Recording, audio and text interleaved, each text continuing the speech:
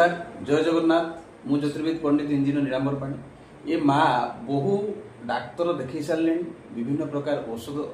seven कर सारे तापर भी शरीर ठीक ना